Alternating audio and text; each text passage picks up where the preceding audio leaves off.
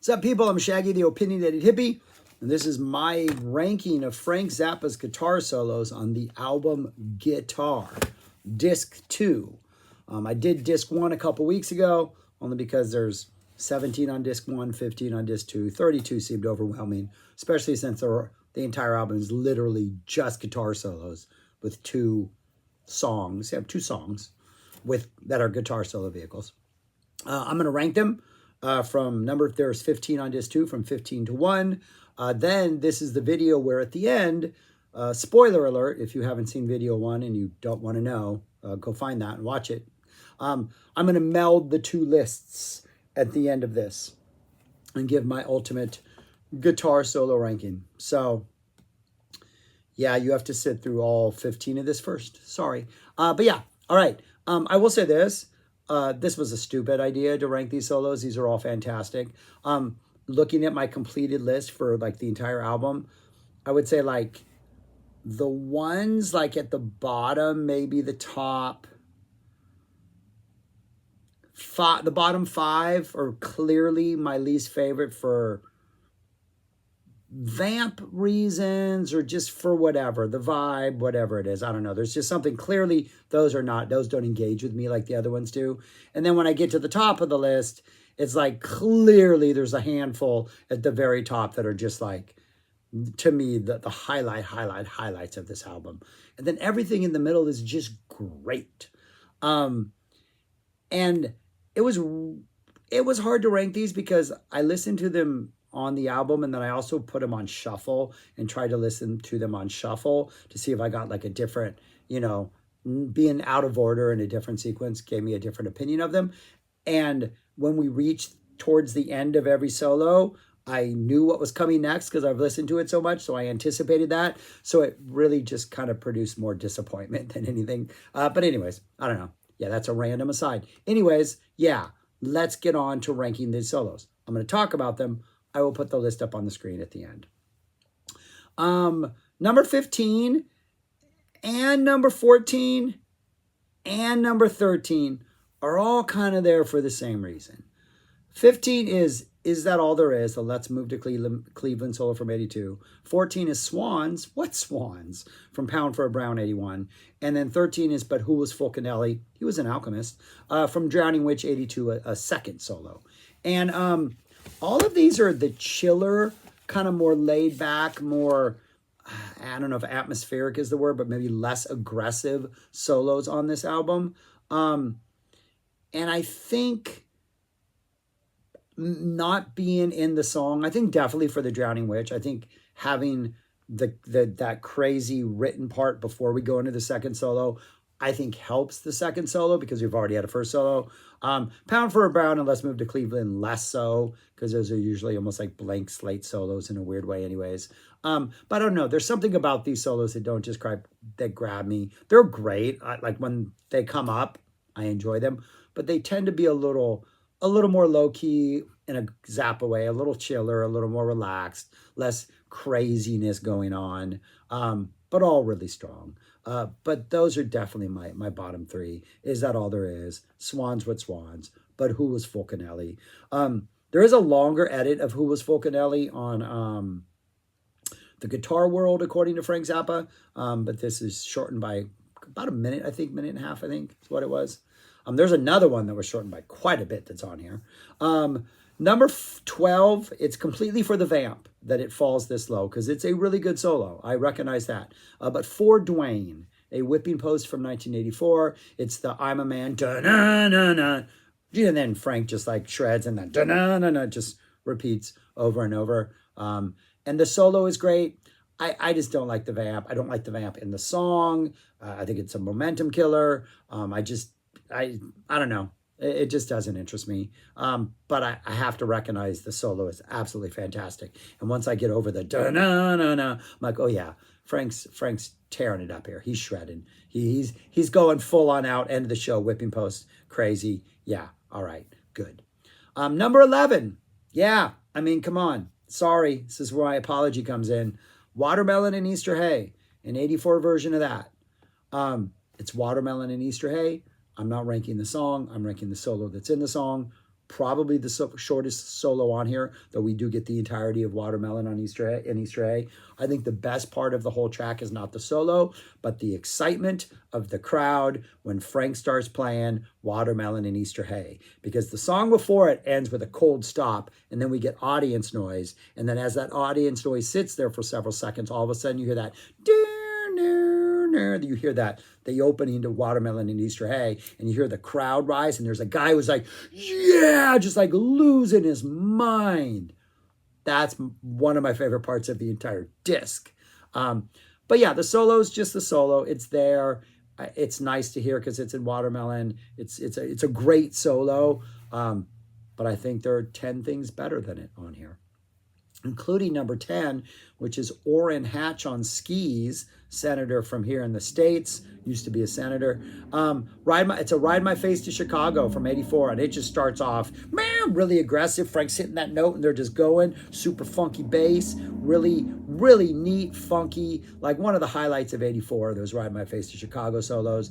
Why Frank decided not to include one on that You Can't Do That Anymore box set, and he went with, another solo, who knows why, but yeah, great. Ride My Face to Chicago. Absolutely awesome. Orrin Hatch on Skis. That's number 10.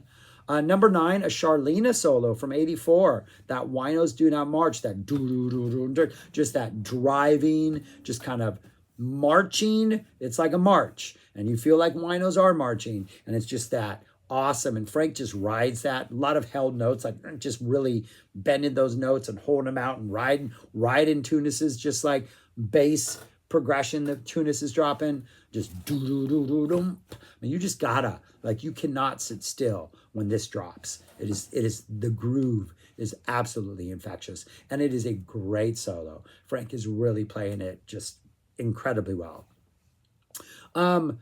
Number 8 and number 7, I also kind of think of in similar terms. Number 8 is Too Ugly for Show Business, a King Kong solo from 81. And number 7 is Things That Look Like Meat, a City of Tiny Lights solo from 81. And they kind of start off different. City of Tiny Lights starts off a little more Carlos Santana-y, but we're not fully committed to that. Feels like we're doing a variation on that. Too Ugly for Show Business starts off with what sounds like it could be a Patrick O'Hearn bass solo, just that weird the Patrick O'Hearn kind of funky thing. It almost seems like Tunis is kind of what is the word I'm looking for? Tapping into some O'Hearn energy for it's like a do do do do do do. You can see O'Hearn mugging for the camera as he plays his opening riff.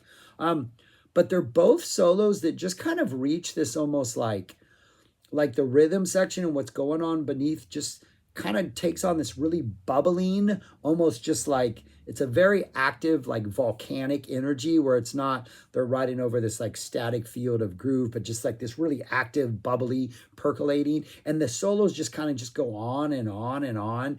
And when I visualize Frank's playing in these, he's not all over the place and spiking these ideas, but he's really just right in this groove that just kind of seems to stretch on longer than maybe it should be. Especially the Things That Look Like Meat. That one is really just it's going and it's going. That thing is how long? It's one of the longest on here. Yeah, it's almost 7 minutes long. And it doesn't feel like 7 minutes. At no point am I going, oh my gosh, I need this to end.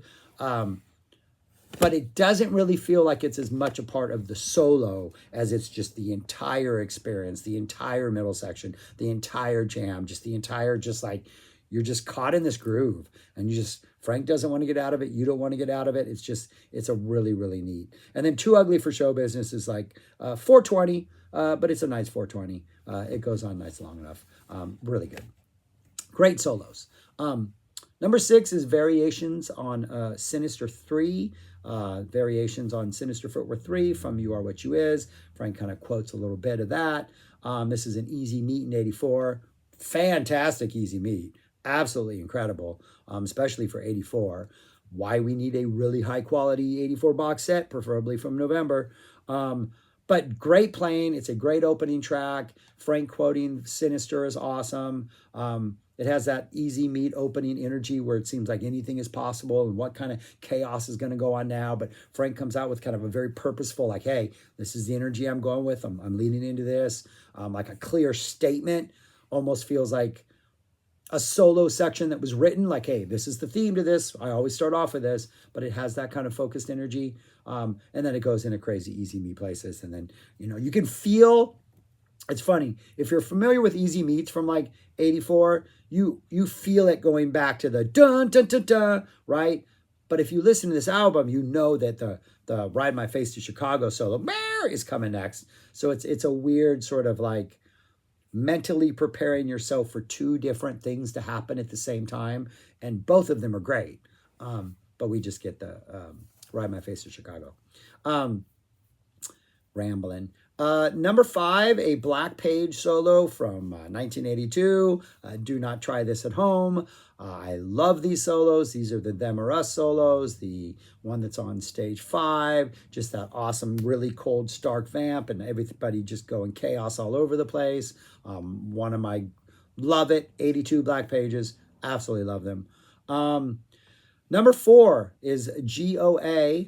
Or as Frank once said in an interview, Goa, a region in India, apparently, that he was fond of the spices they used in their Indian food.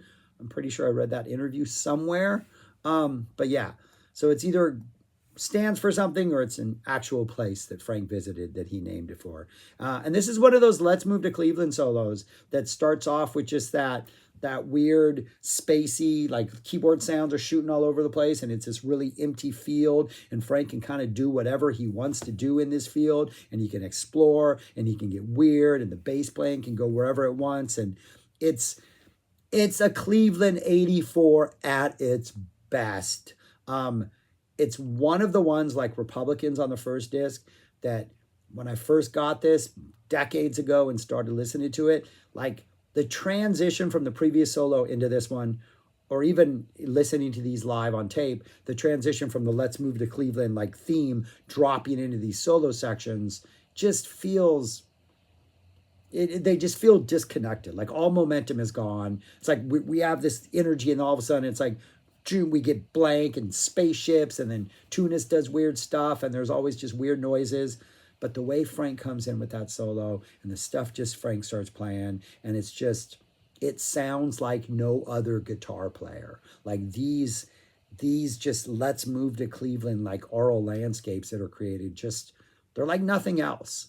And I think they're one of those solos on here that, unlike like a Winos Do Not March, you're not immediately invested in this. Or like even a Jim and Tammy's Upper Room from the first disc, where that vamp, you're immediately like, oh yeah, I got this. This one, you're like, ooh, what's going on? I'm not sure I do. Oh yeah, well, that's good. Just, yeah, it's just one of those that the more you know what's going to happen, I think the more you appreciate all that does happen. Number 3, speaking of Let's Move to Cleveland's in 84, Canadian Customs. Short little, well, 3.5 minutes, so not short.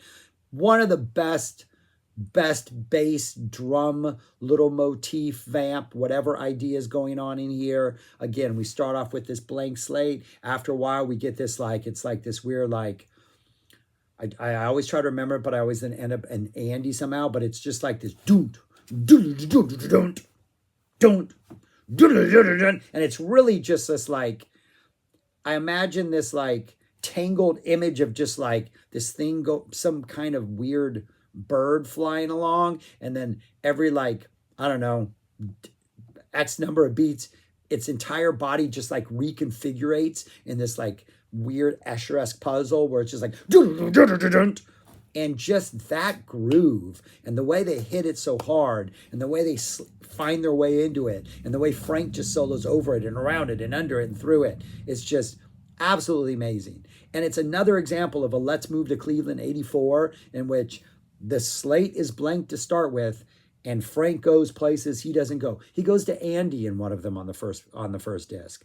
I think we have a couple Let's Move to Cleveland 84s on the first disc that are just absolutely magical and special because they just go places that Frank probably will never go again and only went once. Yeah, absolutely crazy. Even the Horrible, which I don't like because it starts off with the Inagata Stravinsky one, That's a Let's Move to Cleveland 84 there. How many times does he do an In-A-Gadda-Da-Vida reference before he solos?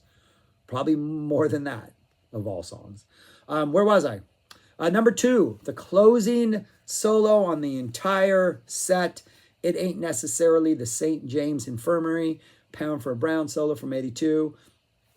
It Ain't Necessarily So, St. James Infirmary have highly similar melodies. So Frank plays about 20 seconds of It Ain't Necessarily So, takes a short little breather, plays about 20 seconds of St. James Infirmary, and then he solos. And just the melodic motif that those two things set up, sounding like they're one part of the same melody, just gives this solo so much flavor, seems to give Tunis so much to work with, gives the band so much to work with, and it's just, he returns to those at the end, so you have this very structured, almost like a watermelon, or like a, you know, like a sexual harassment, or one of those